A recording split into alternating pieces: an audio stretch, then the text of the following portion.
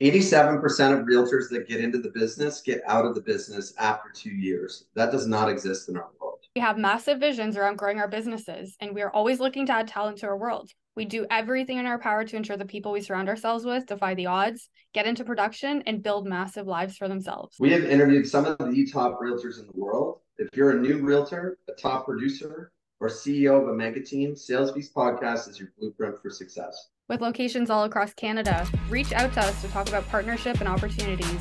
We are looking forward to it. Yes, I'm the boss. Welcome back to another Sales Beast podcast. Today we have a host episode. So it's Mike and I. We're going to be sharing a little bit about what we're learning. I want to talk through a model that I've essentially come back to. I read this book a while ago. I maybe wasn't in the right mindset or in the right role to really take in what was being said within this model. But then rereading this book called The Ideal Team Player by Patrick Lencioni, I had a lot of takeaways that I wanted to share, and I wanted to share it with Mike as well because he's never actually had a chance to read the book yet. So Mike, how are you today? I'm doing very well. Can't wait to hear about the book. Awesome. So to give everybody a really quick summary into the book, this actually has been like no other book I've read before, where like the first part of the book is really more of like a fable or a story of how the model is actually implemented. And then the second part of the story is the model itself. So it was really cool to kind of see the real life actions of how this model can be implemented into a business. Although like the story is fake, it really gives you an example of how it might actually come into your world. So let's talk about it first. So the whole premise of the story, if you guys haven't read it before, is that there's really three essential values to the ideal team player, no matter what kind of business, organization, team that you're a part of. There should be really three virtues that you're always looking for. One of them is somebody that's humble and has humility. They're hungry. They have, a willingness to learn and grow, and they're smart. So Mike, when you hear those three things, like what comes to your mind before I tell you the actual definition that was in the book? So let me go through the list here. So when I think of humble, I think to something I always ask myself when we hire someone. Anna, we do an incentive trip every year. Last year we went to Mexico, 2 years ago we went to Mexico. Last year we went to the Dominican Republic. Whenever I'm interviewing someone, I ask myself, is this someone that I could spend time with on a beach for a week with their spouse? If someone's not humble, that's not someone I want in my world and not someone I would enjoy spending time with, to be honest with you. So that's the filter I use. I know it's a bit of a strange filter, but I feel like it'd be torture to spend a week on a beach with an asshole. Life's too short for that. It's not something I'm interested in. Hungry. I think of talent versus commitment. I think talent's overrated. I think a committed person will beat a talented person every single day. When I think of those two words, for me, commitment is really doing whatever it takes. It's a really hard business. Takes a long time to get into production. Takes a long time to become a successful agent. I think the job is never done, and you have to keep learning and learning and learning. Unfortunately, I think the average realtor is not committed. I think they're interested in doing well. We all want to make $100,000 a year, $500,000 a year. Very few are willing to actually do what it takes. And the interested person I've noticed over the years will do what is convenient. When it gets hard, they'll cut themselves some slack and take the easy route. And that's why come December 31st, when they look back on their year, they likely have not hit their goals. Mm-hmm. And then finally, smart. I don't really know what to think about that one. I think you may have heard me say this before. I think human beings are all slightly more evolved monkeys. We've all come out of our mother's wombs at one point in the past. I'm going somewhere with this, Anna.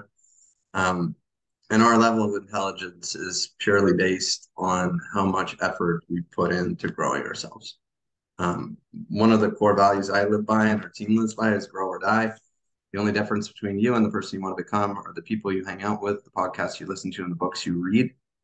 That is the difference in my mind between a smart person and someone we consider not to be smart.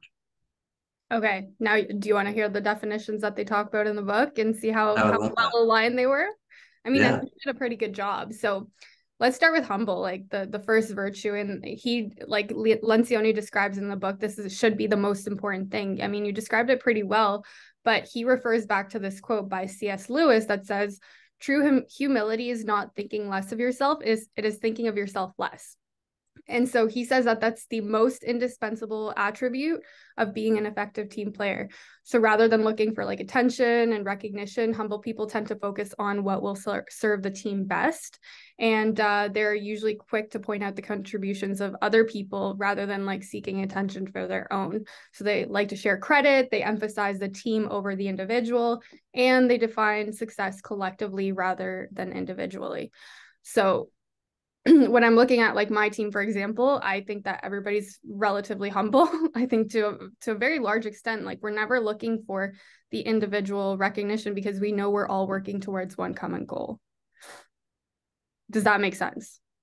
I think that's 100%. really Yeah. good version of it. Now, when they do have humility, again, they're not boasting, they're not like overly egotistical, they're looking for opportunities to help others in their achievements. And again, they're thinking of like that group mentality when it comes to success. Now, when you think about like your team or teams that you've been a part of, has that always been the case? That you have everybody being humble, everybody's like all about the team and not about themselves? I would say absolutely not.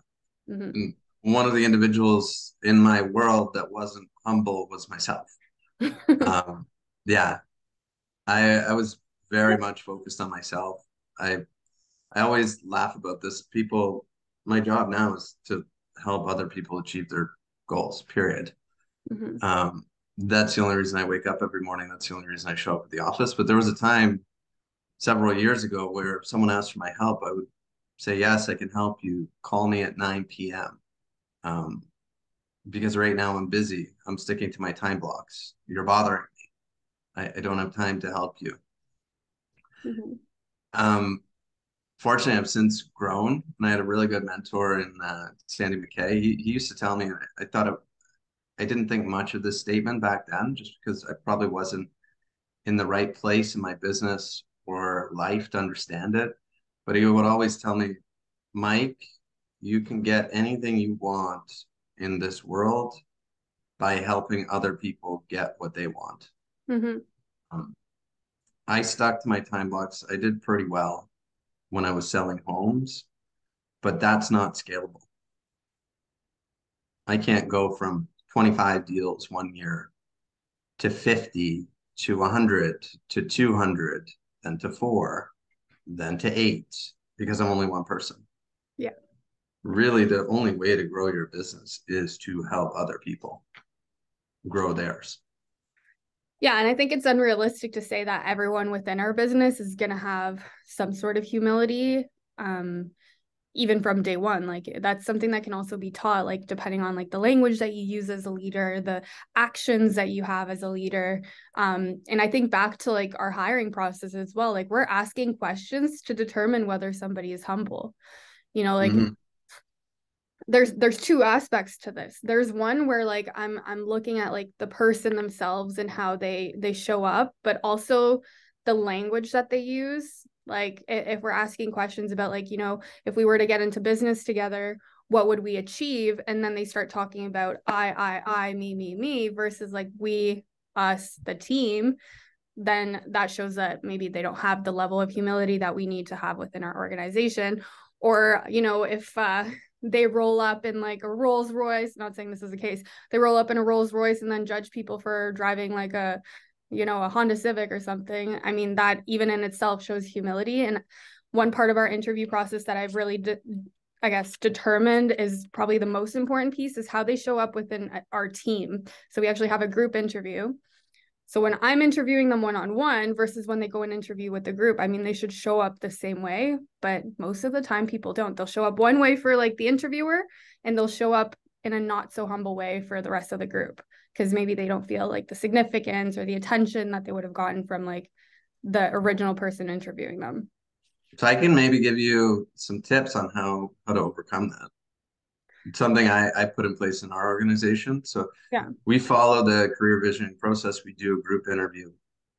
But once someone enters our organization, I make it very clear to every single agent on our team that's been with us for more than 90 days that if someone enters our world and they're not a good fit for any reason whatsoever, I don't care what it is, really, let me know and I'll exit them.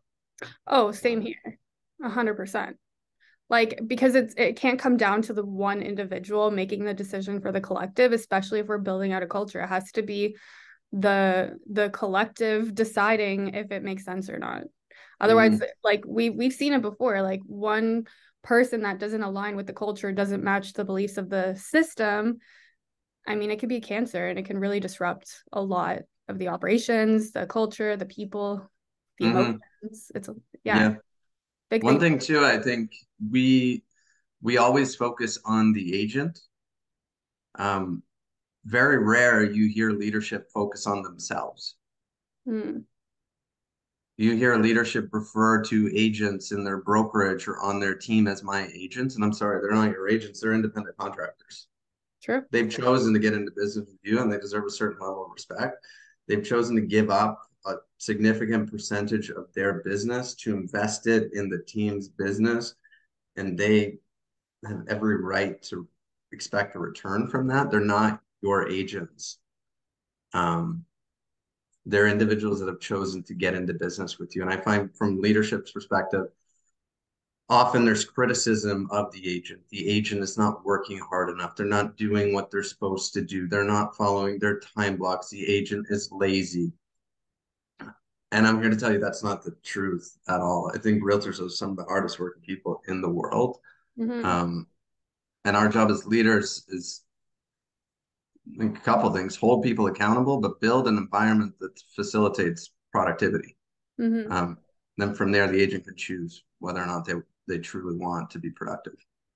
Well, that's the thing. If you're fostering that culture of like productivity, profitability, then like if that wrong person does come into your environment, regardless of everything that you provide them, it's not going to work out, and you're going to see that very quickly. Versus like if you are picking the right people that align with your system and they're willing to do the work to get it done, they'll fit in with the culture of productivity and they'll accomplish everything that they want, right?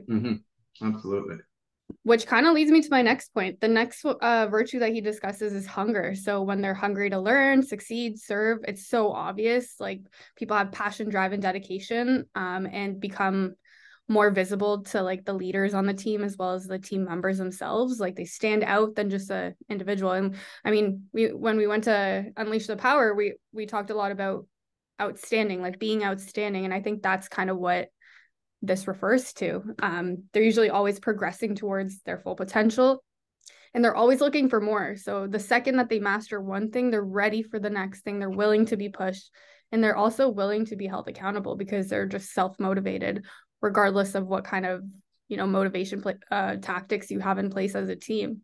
So I mean, what do you do to look for people that are hungry, or like what kind of systems do you have in place to make sure that who you're bringing on is a hungry individual? So we go, like I said, we go through career visioning. I will look at track record. At times it's difficult. At times we do hire young people and they haven't lived long enough to have a track record in anything they've been doing. But in the event that they are young, I'll look back to their high school. Did they play sports? Did they advance within their sports? If they're older and had a career before getting into real estate, I'll ask questions about their advancement within their career. Odds are if they advance within that career, they're going to advance within that career. If they didn't advance within that career or some aspect of their life, they're probably not going to advance here or do well here. One other thing I'll add to that, when it comes to hunger, I think the two people on this call right now are two of the most hungry people I know, you and me. We share a similar leader in Sandy McKay. Now, one thing I would say about you is you are very spoiled by Sandy when it comes to him giving you his time, resources, opportunity. I think you're more spoiled by Sandy than anyone I've ever seen in Sandy's world, with the exception of myself. Why is that? Coachability, doing what we're told. I know I put a ton of research into Sandy before I chose to enter his world. Once I made that choice, I sacrificed myself to him. I am going to do whatever this man tells me when he tells me to do it. I joke, if Sandy takes a pee, I take a pee at the same time. At least I used to. Why do I get that special treatment? Why do you get that special treatment? I remember when I first got into business, people used to complain about that. Mike's getting all the leads. Mike gets all the attention. Mike gets all the extra training. Yeah, you're damn right I do. Because every single thing that man told me to do, I did. It was highly coachable. And I also made him a shitload of money. I've done the math. My first year, I made him 300 grand. Yeah, of course he's going to give me the attention and not you when you made the man 20 grand. That's what I was gonna say. Like you're almost giving him no option. Like That's what I tell my guys too. Like, if you want opportunity, tie my hands so I'm forced to give you opportunity. Mm-hmm. If you want to work with sellers, become a listing Jedi. Be so good that when a seller comes across my table, because I don't want to sell their house. I do not want to be in production. I'm forced to give the lead to you and no one else on the team because I know you're the one to close it. Because I'm in business for profit. I'm going to give it to the person that's going to close it. Sandy was in the same position, and that's why I was given opportunity. Do you remember when we wanted to have Gary Keller on the podcast like a couple years ago, and then we kind of gave up? We got to start that again. But the one thing I think someone gave us advice on is you should want to have Gary on your podcast more than Gary doesn't want to be on your podcast. And I kind of think similarly is like both you and I wanted success for the team, probably more than Sandy wanted it for the team. And so we showed up and did the things that needed to be done that maybe he didn't want to do or whatever, but said yes to whatever came our way, regardless if we liked it or not, got the shit accomplished. And I mean, now we've got all the opportunity that we want as a result of it. Yeah. Another part of it too, you did fantastic your first year in his world. I did fantastic my first year in his world. For both of us, that was about 5 years ago. I've worked with some amazing people that have come in and destroyed it and have bought in. They're doing fantastic. But with most people, there's no longevity there. I have this picture. I read The Gap in the Gain. So last year, I thought I always have a vision board of what I want to accomplish. What if I put a gain board up to actually appreciate what I've done? And there's a photo before you arrived of our team. And it was me, Sandy, a few other faces. And I always look at that. I'm like, there's me and my buddy. You're the only one that stayed. You're the only one that lasted. Why am I here today? Because I believe in where he's going. I think I always will. And I'm the one that had longevity. I didn't get distracted. I didn't go somewhere else. I didn't get upset with the split. I didn't get burnt out. I am where I am because I showed up to work every day, basically. 100%. I saw that. I was at a Jeff Glover's event. He was on the podcast. I'm not sure what episode it is. He's my favorite realtor in the world. So watch that episode. But he has, her name is Taylor Kerrigan. I said that right? Yeah. I believe. And it was the same thing. She joined Jeff when she was 18 years old, straight out of high school, no real estate experience, and did for him whatever it took.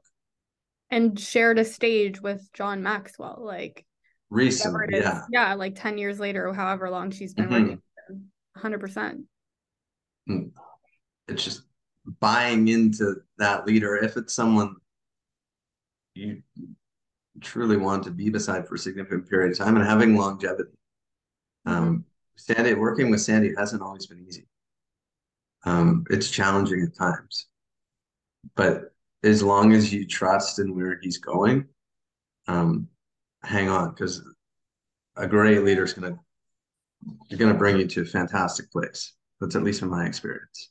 Yeah, and I would put like a heat of warning on this as well, is like make sure the leader that you're following has the right vision. Don't just follow anybody. Like do your research and make sure that like you knew him before you joined the team. Likewise, I knew him. I was in the same brokerage with him and I knew the things that they were doing before I ever approached him for an opportunity. I had been working with him through the young professionals community. It's not like I just said one day like, "Oh, I want to be part of MRN." I took my time to decide like this guy is an amazing leader. Why am I not working with him? Kind of thing. Mm-hmm. But there are a That's lot the thing I find too. Like, how long were you speaking to him before you joined? Before we got into business together would have been like a year and a half to 2 years before we ever decided to do anything together. Okay. So I was probably speaking to him for a year, Mm-hmm. and I was researching. I went to Bold with him before I joined. He would show me houses. He sold me a couple of houses, but it was a slow process when Yeah. I look back. It was at least a year. Um, and And I even then, find, like we didn't know him. Like even though we got to know him for a year, like we didn't know what it would be like to work with him until we actually jumped in, right? mhm. I find those that join you slowly leave you slowly. Mm-hmm. Like the people that I've spent the most time getting to know before they've joined are the ones that stay the longest. The ones that join really quick leave really quick. 100%. The ones that join for money leave for money. Yeah, they say the way that you'll win them is also the way that you lose them, right? Mm. Mm-hmm. Okay, so the next one and the last virtue is smart. And I mean, you can take this so many different ways, but smart isn't like about intelligence or like how well you did in school or whatever it is. But again, it's also not even who's the most book smart. It's more around emotional intelligence and interpersonal skills. So he actually talks about how smart people tend to know what is happening in a group situation and how to deal with others in the most effective way. They ask good questions, they listen to what people are saying and stay engaged in conversations intently. So they're actively listening. And those who aren't really people smart cannot be great team players because they're just not aware of how to positively interact with others. So my question to you, Mike, is like how does that show up in your world? What are some of the ways that you determine emotional intelligence or maybe just people's interpersonal skills as you're getting to know them? I mean, I think you, unfortunately, we work for this amazing company that puts people through career visioning. I'm sure most teams and realtors choose not to go through that process. If you're not doing it, I highly encourage you to do it. But you get a lot of information out of people. Mm-hmm. Um, give you an example. I hired someone recently, and I noticed when they spoke, they were very comfortable closing their mouth, taking 30 seconds to think about what they were going to say before they said it. There were no ums, ahs. They would take a minute, pause, think about the question, and respond to me in a thoughtful, meaningful way. Mm-hmm. The second I see that, I think I need to hire that person. That's exactly how you take listings.